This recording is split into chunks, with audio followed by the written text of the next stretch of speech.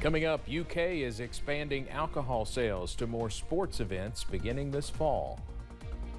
Dedicated to Eastern and Southern Kentucky, this is WYMT Mountain News at 11. Good evening, I'm Steve Hensley. Big changes are coming to University of Kentucky athletic events starting this fall. Today, Athletic Director Mitch Barnhart announced the university is expanding alcohol sales to Kroger Field and all athletic events at Rupp Arena. It comes after they tested the sales at Kentucky Proud Park, which Barnhart says went really well this spring. Bill Bryant has more from university officials on how this will impact future sporting events. It's what many in the Big Blue Nation have been asking for. We're going to expand those sales to all of our athletic venues and events this year. Alcohol sales at UK sporting events. The calls began in the spring of 2019 when the Southeastern Conference lifted its ban on alcohol sales. Several universities jumped right in, but others like the University of Kentucky offered it in a limited capacity and did their research. So we paid attention to other experiences other schools were going through, did our research with organizations about the effect it would have on crowds and safety, all of those pieces, and then just kept gathering information. That led to the pilot program at Kentucky Proud Park this spring. And then we watched the experience at KPP to see how that was managed, and our fans were awesome. They were great. We have a lot of people that settled in and had a hot dog and something to drink. Athletic Director Mitch Barnhart says this decision was not made for revenue purposes, but for the atmosphere and fans. You make decisions based on the different things that you've got in your program you're trying to do, whether it's atmosphere at your games or amenities that your fans desire, and work your way through that. So it's not a financial decision for us. Barnhart says he knows crowds at Kroger Field and Rupp Arena are much larger, but he says they will manage it and they'll work through it. That our folks are preparing very, very well right now and making sure that we're thoughtful about how we manage the crowd. And then obviously we've got training to do with people in concessionaires and points of sales and those things like that. That was all part of this conversation. That was Bill Bryant reporting. Alcohol sales will start at Kroger Field with the first home game of the season. That is September 2nd at noon against Ball State. The UK Board of Trustees has approved the university's largest budget ever.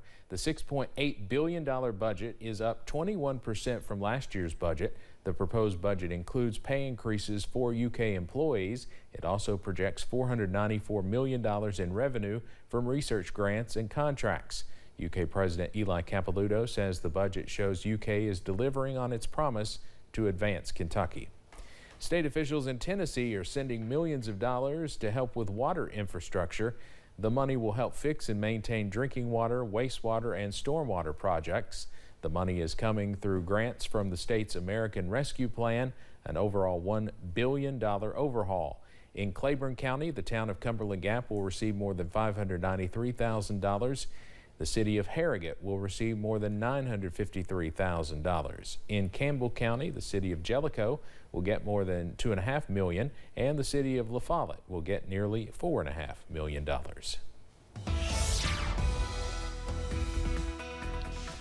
Weather-wise, a quiet one out there, and we continue to watch the potential for a little bit of patchy fog overnight, but the haze and the smoke, a different story. If you've been sneezing, coughing a lot, your problems stem from our neighbors to the north. No, not Ohio, Canada.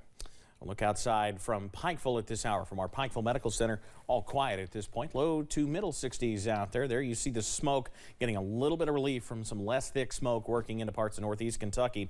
But a lot of us are still dealing with quite a bit of that Canadian smoke working in, so it's going to be with us for a while. We've also been watching a front slowly move through the region. You see a lot of us in the low to mid 60s, even a few upper 50s, 59 here in Hazard, 59 in Wise, 58 in Irvin, Clintwood, 57 in Grundy.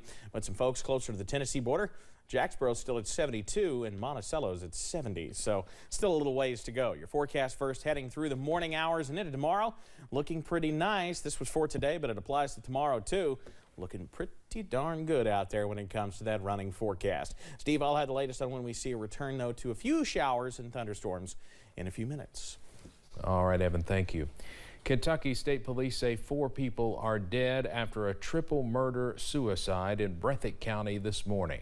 Officials say they got a call just after 10:30 a.m. about a woman found unresponsive inside a home on Kentucky 3193 in Jackson. When first responders got to the home, they say they found 4 people dead from gunshot wounds. Officials say a woman shot 3 people and then committed suicide. All 4 bodies are being sent to the state medical examiner's office for an autopsy. A Pike County man was indicted on 12 different charges after a crash left a woman and her unborn child dead. Documents say 34-year-old Craig Stanfield is accused of stealing from a business near US 23 just north of Coal Run Village.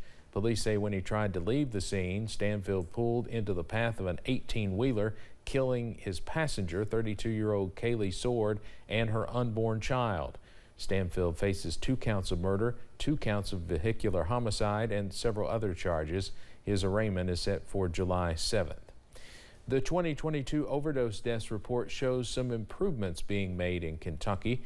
Overdoses declined more than 5% last year compared to 2021. However, officials in Madison County say they've not seen much change. The report shows there were 2,132 overdose deaths last year. More than 72% of them were linked to fentanyl. Madison County ranked 4th in fentanyl overdoses, the same ranking from 2021. The top drugs of choice that we are seeing are fentanyl, carfentanil, meth, and heroin, and it's really just causing that explosion in overdoses. The report shows the counties with the highest rates of drug overdose deaths in 2022 include Bath, Lee, Floyd, Estill, and Knott. At one point during the pandemic, there were 19 residents at the Eastern Kentucky Veterans Center in Hazard who were sick with COVID. During this time, members of the restorative unit at the center had to step up and fill in for sick staff members. Members of the team recently were honored by the governor for their efforts. Restorative Supervisor Judy Hensley says everyone at the Veterans Center deserves recognition.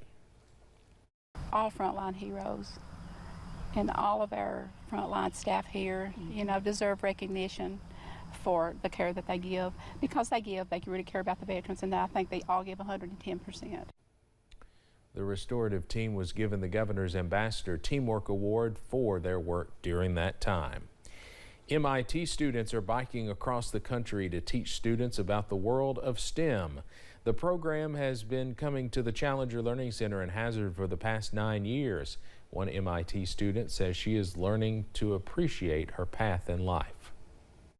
Hearing about what it is that they hope to be when they grow up, because I was in their shoes once. All of us have been in their shoes before. The MIT students started their biking course in Washington, D.C. and will end up in San Francisco, California. Students in Pikeville are also learning this summer by attending STEAM camps. Pikeville Elementary School hosted its 2023 Camp Invention, inviting upcoming kindergarten through 6th grade students to learn all about science, technology, engineering, arts, and math. Director Markayla Stevens says while learning is important, the camp's main goal is to help kids learn while having fun. It is so important that they're able to learn about the STEAM fields, but it's even more important that they are having fun, and every morning when they're getting out of the cars, they have this big smile on their face. Stevens added that the camp lasted all week, with today being the last day, and more than 100 students attended. Staying in Pikeville, the Mountain Girl Experience kicked off last night in downtown Pikeville, and the festivities continue into the weekend. With booths lining Main Street and music booming from the Appalachian Wireless Arena's outdoor stage, people came out to celebrate the Mountain Girls. Some say it's a fun time of gathering with the gals. Others say it's an inspiring place to grow, being empowered and surrounded by creative women from the region. Mountain Girl last year was the first time I ever had a pop-up with my company. I'm only 18, so I started last year with Girlhood because it's all about women empowerment, and all of the businesses that are in my store are nothing but women-owned businesses. The event returns to Main Street tomorrow with music and more on the schedule. Coming up on Mountain News at 11, several people were killed and dozens hurt after severe storms rolled across portions of the country. And showers and storms loom for part of the weekend. The details on which part exactly after